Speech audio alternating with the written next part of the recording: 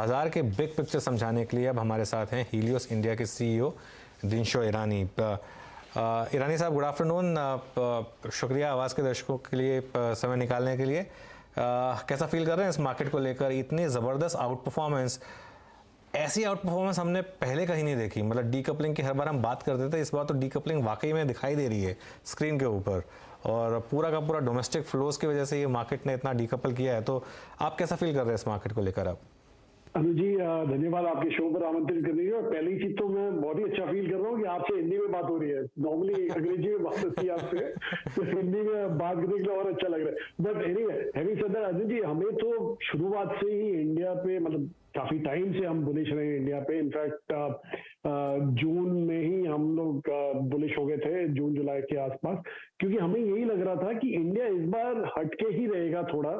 और ये इसलिए है क्योंकि आप एक्चुअली इंडिया की जो अभी ग्लोबल मार्केट्स में जगह है वो अभी निश्चिंत हो गई है, क्योंकि हम लोग ग्रोथ वाइज हम प्रॉब्ली 4-5 साल के, अगले 4-5 साल के लिए फास्टेस्ट ग्रोइंग इकोनॉमी रहेंगे। और हम बात कर रहे हैं पांचवी जो सबसे बड़ी इकोनॉमी है दुनिया की, उसकी बात कर रहे हैं जो इंडिया है। और कहते हैं कि by end of this decade हम तो नंबर 3 पे आ जाएंगे, मतलब जापान और जर्मनी दोनों को अनसीड करके we be number 3 in the ranking. तो ये जो इतनी बड़ी इकोनॉमी है जो इतने जोरों से ग्रो होगी, तो ऑब्वियसली ग्लोबल इन्वेस्टर्स इग्नोर नहीं कर सकते। अभी हम छोटे नहीं रहे कि इग्नोर करके वो सोचेंगे चलो ठीक है इंडिया बाद में देखेंगे। इसलिए इतना फोकस आ गया इंडिया पे आज की तारीख में। और ये ग्रोथ भी गिवन ही है लिटरली, क्योंकि आप देखिए कि हम लोग, एक तो पहले हमारा क्या था कि सर्विसेज एक्सपोर्ट होता था, विच वाज मेनली आईटी, और बियॉन्ड दैट मैन्युफैक्चरिंग एक्सपोर्ट नहीं था। अभी गवर्नमेंट का ध्यान भी आ गया मैन्युफैक्चरिंग एक्सपोर्ट पे, और काफी चाइना +1 प्ले आउट हो रहा है, यूरोप +1 प्ले आउट होना बाकी है, पीएलआई स्कीम्स अभी काफी सारी बाकी है जो आनी है, मतलब प्ले आउट होनी बाकी है इनमें। तो ये सब पॉजिटिव लेके, एक तो आपका एक्सटर्नल फेसिंग इकोनॉमी अच्छी हो जाएगी हमारी, which is manufacturing exports also will pick up. और दूसरा जो इंटरनल हमारी इकोनॉमी है which is consumption driven, mainly हमारे जो यंग पॉपुलेशन जो होने वाले हैं, which is by the middle of this decade will, हमारे शायद दुनिया में हम सबसे लार्जेस्ट पॉपुलेशन हमारे पास होगी, यंग पॉपुलेशन। तो वो सब देखते हुए तो यही है, गिवन है कि इंडिया को इग्नोर नहीं कर सकते। एक पुशबैक जो दूसरा हमें मिलता रहता था कि हमारा जो वैल्यूएशन है वो काफी विज़ावी ग्लोबल मार्केट, मतलब इमर्जिंग मार्केट या आपके ग्लोबल इमर्जिंग मार्केट या सॉरी एशियन इमर्जिंग मार्केट, ये दोनों को देख के हमारा प्रीमियम बहुत बढ़ गया है। पर ये मेनली रीजन यही है कि बाकी सब करेक्ट हुए हैं और उनके पर्सनल रीजन से करेक्ट हुए हैं। लाइक आप चाइना देख लीजिए, या ताइवान देख लीजिए, या कोरिया देख लीजिए। These are 3 major markets in the region and in world also. तो ये 3 मार्केट जो है जो रिएक्ट हुए हैं वो अपने इंटरनल रीजन से रिएक्ट हुए हैं। इंडिया का कोई ऐसा रीजन नहीं था करेक्ट होने को। इनफैक्ट डॉलर टर्म में इंडिया करेक्ट हुआ है, but that is mainly because कि डॉलर करेक्ट हो गया कुछ 10-11%। तो इसलिए India year to date down है। अगर ईयर टू डेट देखें तो इंडिया ग्लोबली भी probably one of the best performing markets है। तो we expect that performance to continue, पर इतने ही हद तक आप तैर सकते हो अगेंस्ट द टाइड, राइट। अभी थोड़ा टायर आउट होने का लग रहा है हमें ऐसा, पर हमें ऐसे नहीं लगता कि करेक्शन आएगा।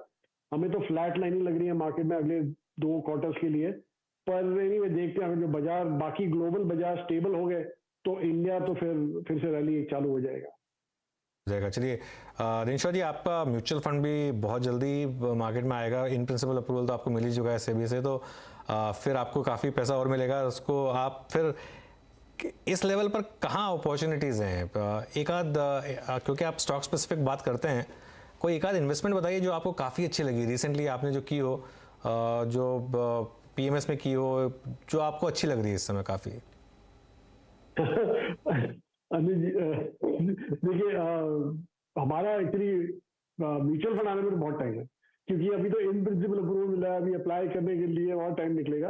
पर बहरहाल हमने 2 एआई स्टॉल लॉन्च किए हैं, जो कि इसीलिए लॉन्च किए कि हम कैपिटलाइज कर सके ये अपॉर्चुनिटी को लेके। कि जैसे हमने बोला कि फ्लैट लाइनिंग होती है, और फ्लैट लाइनिंग बाजार में काफी स्टॉक पिकर का मार्केट होता है, जो हमें लगता है कि हम हैं, और काफी मतलब पिछले 25-26 साल से यही करते आए, तो हमें यही लग रहा है कि हमारे पास वो क्षमता है कि हम राइट पिक्स करके चले।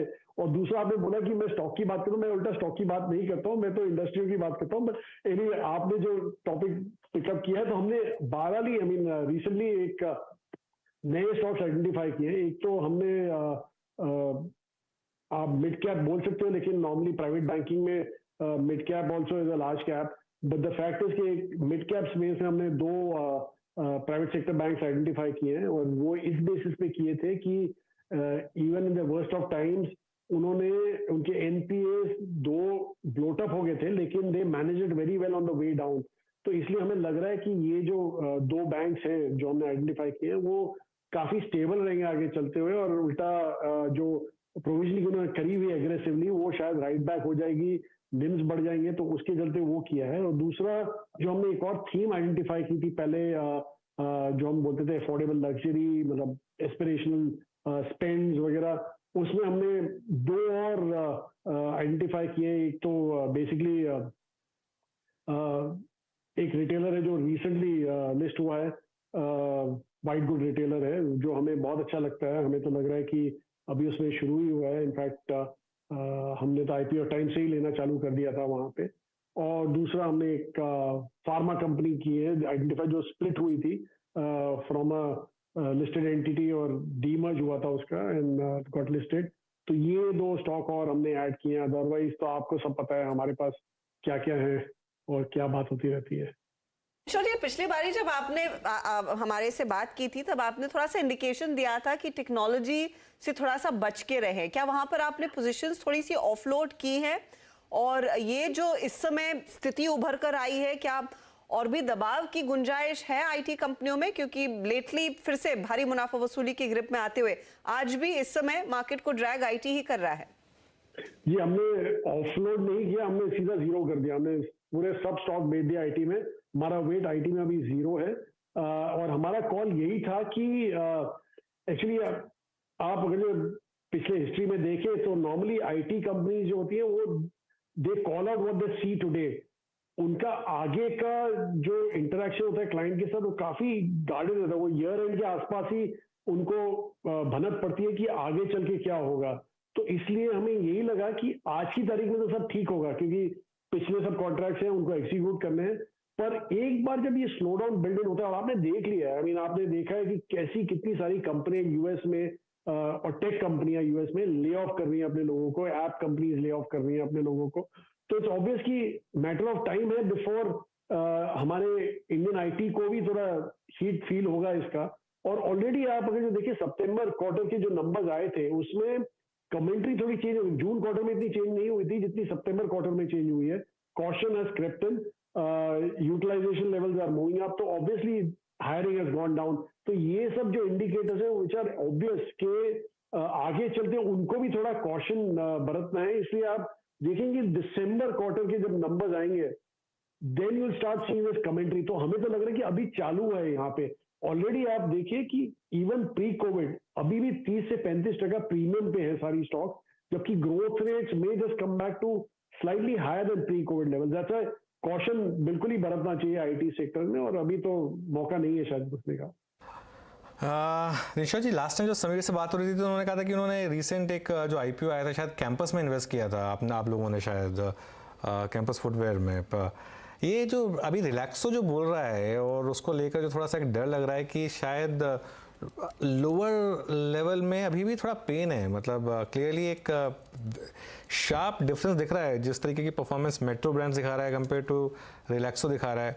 तो मतलब इस स्पेस में आपका क्या व्यू है, और इसको एक्सट्रापोलेट करना चाहिए या नहीं करना चाहिए पूरी की पूरी एक इस रिटेल सेक्टर को लेकर?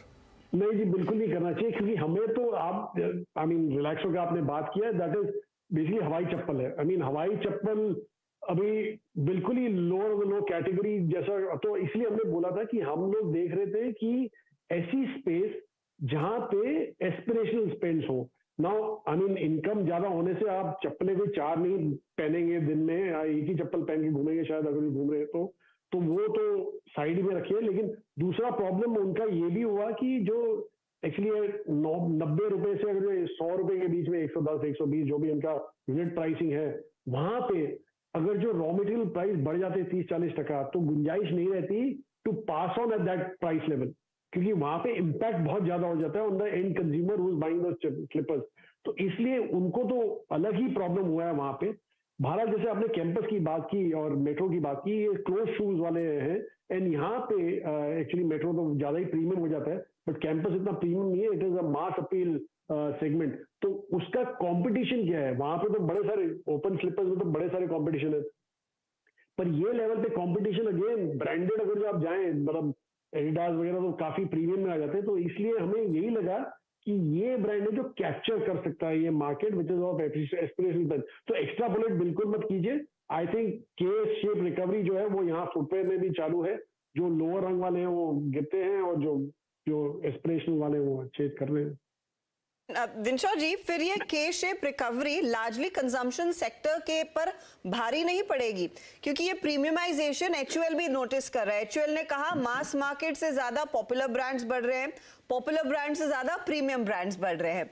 ब्रिटानिया के नंबर्स में यही रिफ्लेक्ट हुआ। पार्ले जी कह रहे हैं उनके वो 5 रुपए वाले पैकेट के बिस्किट्स में इतना पिकअप नहीं देखने को मिला है। Same goes for Eicher Motors. Royal Enfield की सेल्स बढ़ती है लेकिन हीरो की सेल्स नहीं बढ़ती। तो जो ये पूरी कंजम्पशन स्टोरी भारत की ग्रामीण इकोनॉमी पर निर्भर है और वहां पर अगर बिक्री नहीं हो रही है तो आगे नंबर्स कहां से आएंगे? ये प्रीमियम साइड तो वैल्यू दिखाता है लेकिन वॉल्यूम नहीं। जी अच्छा सवाल किया आपने, लेकिन यही है कि आज की तारीख में रूरल इज नॉट किकिंग। अगर जैसे आपने बोला रूरल मार्केट की बात की, विच इज बी रफली अराउंड 40% ऑफ ओवरऑल स्पेंड, तो वो मार्केट अभी तक किक नहीं हुआ है। बट आप आगे अगर जो देखें, एक तो ऑब्वियस था कि मॉनसून बहुत बढ़िया रहेंगे, राइट। दूसरा यही है कि रिजर्वायर लेवल अच्छे हैं। तीसरा, अभी आप अगर जो क्रॉप्ड एरिया देखें तो वहां पे थोड़ा इशू है लेकिन इतना बुरा भी नहीं है। तो हमें यही लग रहा है कि थोड़ा सस्टेनेबिलिटी आ गया और rural markets have not been kicking in from सितंबर ऑफ लास्ट ईयर, मतलब 1 साल तो हो ही गया उनको। तो आई थिंक ये cycle has to play out before they start kicking in, and probably it's time also, maybe I don't know, I mean actually देखा जाए तो about time probably December quarter वगैरह में दिखेगा शायद आपको जो दिखेगा, लेकिन देखते हैं अभी आगे चल के क्या होता है। एक्चुअली आपने बराबर बोला ब्रिटानिया वाज वेरी गंगो जबकि मैरिको कॉशियस था। तो अभी ऐसे देखे तो it's more of rural call which has not gone right. पर anyway as I was saying कि आप डिस्क्रिशनरी स्पेंड की जो बात की हमने, वो हम 30 से 35 करोड़ लोग में ही देखते हैं। बाकी जो 100 करोड़ लोग हैं वो they are not participating on the discretionary fund, they are participating on sustenance, but discretionary में तो इतना ही मार्केट है और वहीं पे कंसंट्रेट करना पड़ेगा आपको on stocks which are catering to that market. Discretionary spends वाली कंपनियों पर ध्यान दें जहां पर अपॉर्चुनिटी अच्छी खासी देखने को मिल रही है, और आईटी से तो दूर रहने की सलाह साफ है दिनशॉ ईरानी की। उन्होंने पूरी तरह से अपनी पोजीशंस काट लिए हैं भारतीय आईटी में। बहुत बहुत शुक्रिया, always a pleasure speaking to you Dinshaw sahab. All the very best, जल्द ही मुलाकात आपसे फिर होगी।